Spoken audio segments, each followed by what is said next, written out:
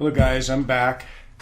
So I want to jump right into it. I love this test. I've had so much fun studying for it, and I don't know very much, but I'm really loving it. So the first thing I want to do is do an overview of the Korr 8 panel, and then we're going to look at panel 1 because we have to evaluate the quality of the test. Before we do any interpretation, we have to look and see if the test is actually it was a good test. The data can be trusted. So let's just move right into that right now. So here's the 8 panel, and of course I kind of relabeled them a little bit for me anyway. So panel 1 is the O2 uptake. There it's the kind of highest peak of VO2, or in case it would be a max, mostly peaks. And then we have the ventilatory efficiency. I always mess up that word. But the ventilatory efficiency, which shows how efficient our O2 and CO2 exchange ratio is going as we start the exercise and we move forward. We have the RER in panel 3. We have the O2 pulse in panel 4. We have the panel that is actually ventilation to VO2 and VCO2. And then we have the panel of heart rate to VO2 and VCO2 again. We have the ventilation actual measurement of how much ventilation is going on in liters per minute. And then we have the panel 8, which is the V-slope, which I don't use too much. And then we're actually, I added my own little graph here on the O2 pulse coming from panel 4. So let's move into this and start taking a little bit of look about what we have. You'll notice at the bottom there's also a data table, and that's kind of what we're going to jump into right now. So the first thing you want to look is the machine is actually taking measurements, and we need to be aware of what those measurements actually are. The first thing we can notice on time is that it's every 15 seconds. It's recording data every 15 seconds. This is important because the length of the test, Korr recommends between 8 and 12 minutes. And by the way, the basis of that actually came out of the University of New Mexico. So here we are. And we have that article on our resource page. But anyway, so it's every 15 seconds. And then, of course, you see it next. The next metric that it's measuring is heart rate. And we can see we want it to be a continual increase. The next one is we see VO2, and notice it says milliliters a minute.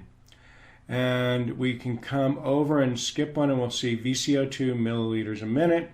And then we see it's kind of remeasured here again, VO2 milliliters divided by kilograms divided by minutes, and we see the same thing with VCO2. So this is important to understand that there are absolute measurements and then there are relative measurements. This VO2, the milliliters per minute, is actually absolute. This is actually what it's measuring in your body. These milliliters, how much you're using per minute, and of course we see that climb.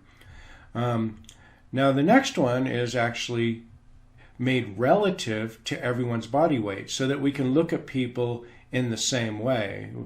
So it would be the millimeters they use divided by their weight divided by their minute. And this allows us to look at everyone in a group and compare them. So again, notice absolute readings, relative readings. Most of your cardiologists are using all absolutes. And they often aren't even using milliliters, they're using liters. So this would be like 0.4 here. And so you'll see that, and we're going to take a quick look at one of their graphs. So again, over here I got the data collected every 15 seconds. Look at the measurement units. So you want to look, milliliters here. Milliliters divided by kilograms, and milliliters, and then notice here, ventilation divided by VO2. We don't see a measurement there because they're both in liters. So same thing here, ventilation by VCO2, both in liters. This would go back to panel number 2, the ventilatory efficiency. Here's ventilation itself, how much air we're actually moving, not oxygen, but air, right? Breathable air. This is noticed in liters, not milliliters. Then we'll see the kind of fractional equation of O2, and the same with CO2, and then we see the RER. So let's talk about this a little bit here. What actually is before we go there, what is actually a milliliter versus a liter? Well, I made a little graphic here. Here's a liter, right? And here's a milliliter.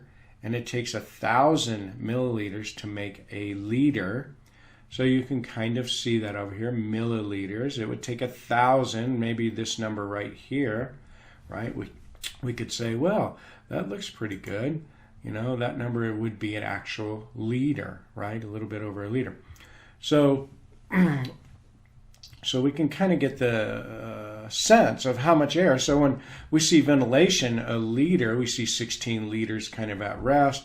We get down here towards the bottom, we're seeing 92, 95 liters per minute, which means he's moving 95 of these per minute versus when he started at 16. So we see how respiratory increases and the volume increases. And then when we get to this kind of fractional percent of oxygen return and then this fractional percent of carbon dioxide produced, I have another little graph that kind of gives us. The oxygen in the atmosphere is around 21%, give or take a little bit, and the Korr device actually measures that and calibrates the oxygen in the room.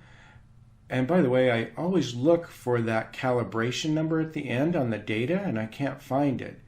That would be very good so that when I do my Excel, I have that basic number, that base number of oxygen in our exercise room, but I can't seem to find it. So we'll have to ask Korr about that.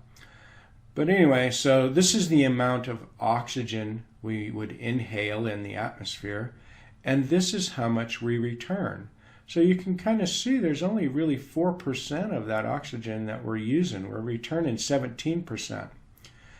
On the carbon dioxide, we'd see that there's very small amount. Actually, it's 0.04 in most of these, and we produce up to 3%. Nitrogen, inert, so it doesn't have any effect. And we could notice that, you know, depending on the humidity that we're in, the environment we're in, how much actually water vapor we are inhaling, we're taking in, but we actually produce quite a bit because if you remember, the mitochondria produces, as it produces its ATP, it produces water. So going back again, we would look and realize, now look, when this person started exercising, they were returning 16.67% of oxygen out of around 21%. And then as they kept going, they used more oxygen and more oxygen and more. And then they slowly maybe started using, wasn't able to extract more and started losing their extraction rate. And then of course the same thing here. This would be the oxygen that's returned. This is actually the CO2 that's produced. And we see it starts off here, but it starts pushing out more and more and more CO2 as exercise increases. So, and the RER is actually just an equation, right, of the VCO2 divided by the VO2. This tells us kind of the level of exercise intensity that's actually going on. And most of it recognizes that we need to be over at least 1.1 to consider that we've given it a good effort. It might be a little higher than that. I'm still learning. All right. So again, familiarize yourself with what the machine is actually measuring. Is there anything else? I often will take this data sheet and download it into Excel. It comes over as a TSV file, and I just change it to an Excel, and then I can work that for my charts and data and interpretation. And then most charts have the x-axis, the horizontal one, and then the vertical, the y-axis, and we can see that in here. They have maybe the x-axis down here and the y-axis here, and so that's kind of simple. All right, here's actually a cardiologist, their cardiorespiratory or cardiopulmonary exercise testing machine, which is just like ours, except they do measure arterial blood and arterial blood for O2 and CO2, and we see that down here. But look at their measurements. It's VCO2, right? And VO2. We see it here, measured here. We look over here, we see VO2 related to work rate. I wish we could do this. We don't have the ergometer to do that. I think the machine would measure work rate. I haven't checked into that, but it's set up to hook up an ergometer. And then we have here, I believe this is going to be the O2 pulse and the VO2. So we see here that one, which we have. We see the ventilatory efficiency here. That would be panel 2 in ours. This is panel 4 in ours. This would be panel 1. Down here we see ventilation. That's panel, what is that? Panel 7 in ours. We see a VO2 to ventilation. We see that in panel 6, I believe. This is again arterial blood measurements. We see here the RER, and of course we see over here the ventilation to VCO2 ventilation.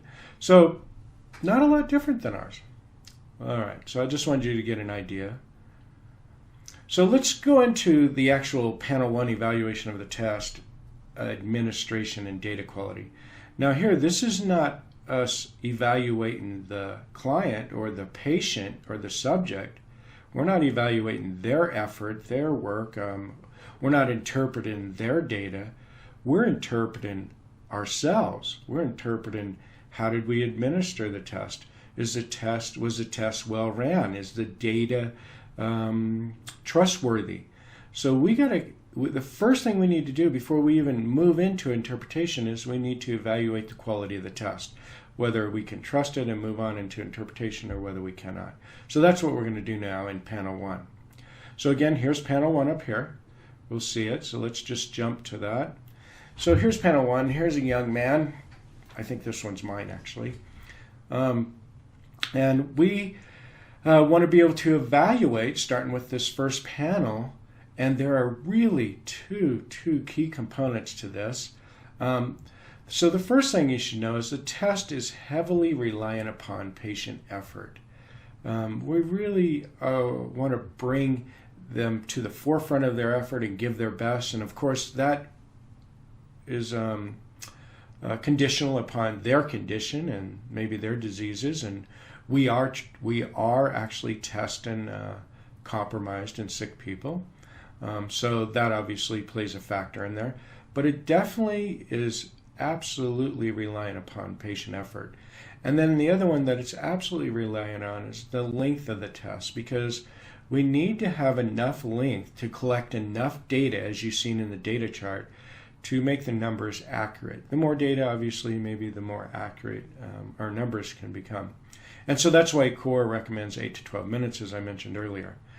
The second thing is not only the length of the test is crucial, and we're going to aim for 10 minutes on all of ours. That's a general principle. Obviously, that's our goal. May not occur with everyone, maybe shorter or longer, depending on the patient. But the other thing is actually the slope of the heart line. It has to be a nice, gradual, linear slope that reaches in 10 minutes to the predicted max heart rate, or at least 85-95% of that. And so that's what we're looking at. So we're going to look at the length of the test, and we're going to look at the slope of the heart line. These two are major factors in getting the good data from the test and having a good test. So I came up with a little scoring system to score the test, each test, and I've included 5 points in it. I weighted each one accordingly. Doesn't mean that I won't change the weighted numbers on this, but this is where we're starting, okay? So if you look down there in this box down here, you'll see that score the quality of the test. Accurate interpretation is dependent upon the quality of the test, and obviously. So the first thing is the length of the test. Since it's 10 minutes, I give it 10 points. So if you get somewhere near there and you get 8 minutes, well, you get 8 points. If you get 10 minutes, 10 points. If you get 12 points, you still get, 12 minutes, you still get 10 points.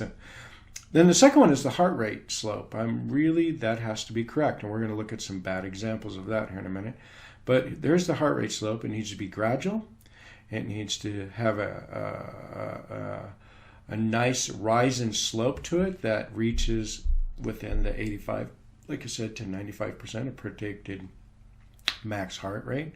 And we're going to score that slope up to 5 points. So that's 5 points there. The RER number needs to be greater than 1.1 if we want to make sure that we've got a decent effort out of that. And that's rated 2 points. If you look at number 4, the anaerobic threshold, we want to reach that. We often don't reach that because of patient condition, or we've had some very great athletes come in who we really haven't reached it either, not within the 10 minutes anyway. And so we're going to give a point to that. We may change the weight on that later on as I become more educated with it. And then the heart rate recovery, that's a big component for our interpretation, and we want to make sure that it's there, and we're going to rate a point there. So that we have about 20, or we're going to rate 2 points there. So we have about 20 points possible, and there's 20 points possible, and we're going to rate this test and give it a score. On this particular test, I remember rating it, and I think I gave it 17 points. So it was a good test, so we like it. Let's see, was there anything else? So some of the other things we want to look for here is the length of the test, as I have here. Again, the slope of the heart rate. But number 3, a plateau in the VO2. So if we look up here, we're looking for that plateau. We want a nice, clear plateau that they've reached their maximum VO2 that they could reach. And that needs to be clear, and it also needs to not be near the end of the test, not that close, because we don't know that the effort stopped before the heart rate continued to rise. Remember, it's every 15 seconds. We see a drop here in both of them, and my suspicion is that that this is too close to the end of the test to actually say that a plateau is reached here. But it's very close, obviously. And so we're looking for that top point of that O2 in the green. The blue is CO2 and the red is the heart rate. And if we kind of run that all the way across here, we're somewhere around 28 something. So if we look over here, we see that the peak was 28.9. The other thing that we can often look at is, did we reach a true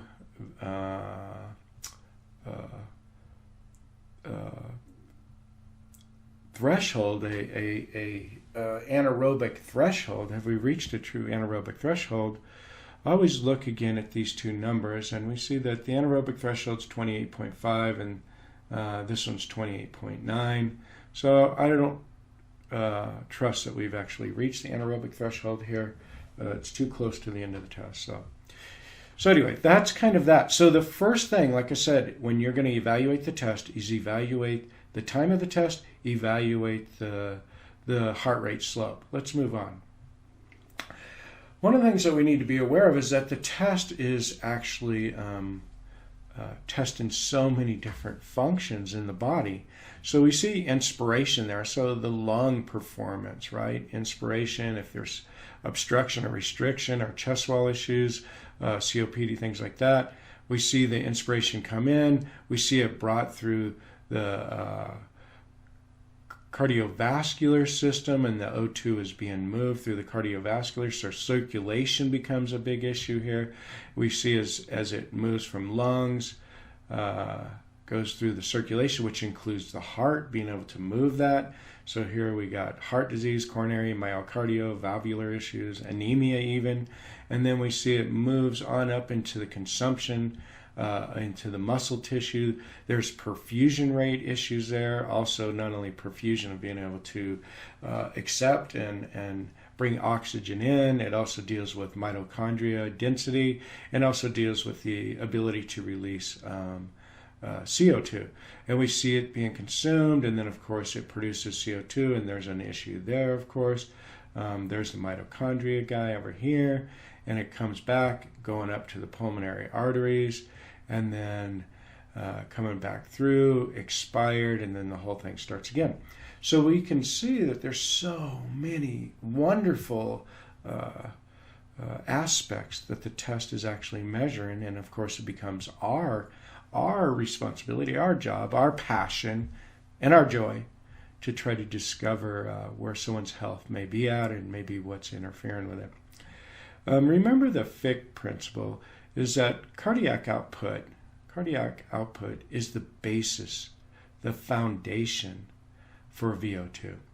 And you can see there's the equation, cardiac output, of course, equals VO2 divided by the oxygen in the arterial blood minus the oxygen mixed in the venous blood.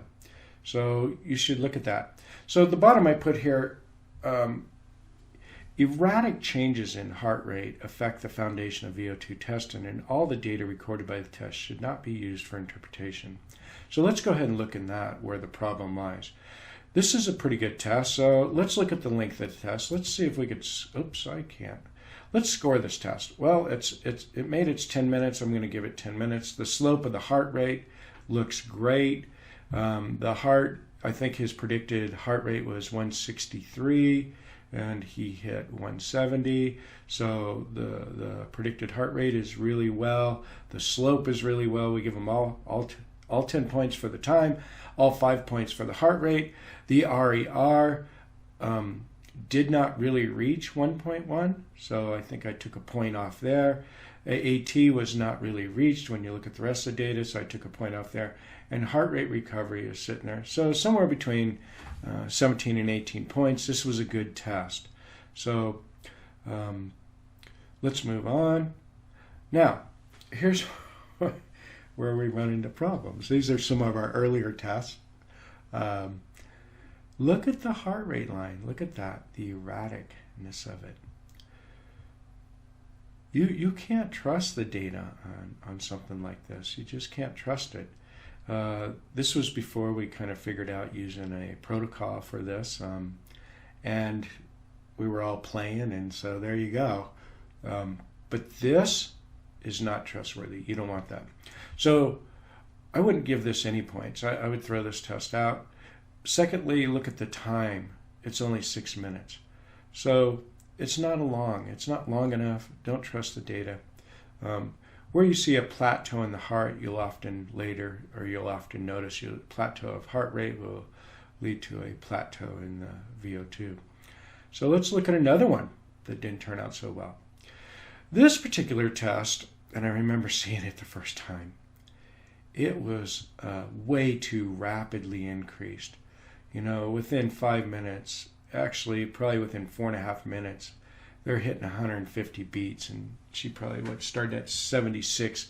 Her heart rate started at 76, and she's within 5 minutes already hit, and probably very close to her predicted maximal heart rate. And when you do that, you plateau the heart rate right there. And then all of this right here will also plateau and lower. And it shortens all the data.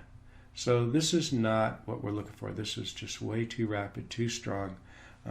Not a test. I would retest this person. Although they did pretty well. Going on. This is the same example as the other one, only this is under the ventilatory efficiency. This is such a great, I love this graph. But we see that high intensity there. It was clearly too accelerated, as we said earlier, plateaued early in the test. As the heart rate plateaus, respiratory dynamics change. It changes it. And that change, of course, affects all the numbers. So always look at that. Let's look at another one. Another test, again, rapid heart rate, way too short. We see the VO2 come up and we see it begin to plateau. This is actually chart number 4, the O2 pulse, and we can kind of see that the heart stroke volume or the heart is actually decreasing its function there. But we see this just huge way too accelerated test. And again, I wouldn't trust this data. It's possible that part of the drop we see here is actually, you can tell the test ended here even though the line is way over here. Probably didn't take off the mask, probably didn't hit the end of the test, all that nice fun stuff. So this drop here could be that the patient had quit exercising earlier than the heart rate really shows here, and we see that drop going on and on and on. But again, I wouldn't use this test. I wouldn't base anything off of it. Here's another one. Starts off a little bit slower. Then we see accelerate, accelerate, accelerate, and we're up to 180 beats in basically 4 minutes if we take off the first minute. Just way too fast, too hard. And we can also see the drop here, so we know the test wasn't.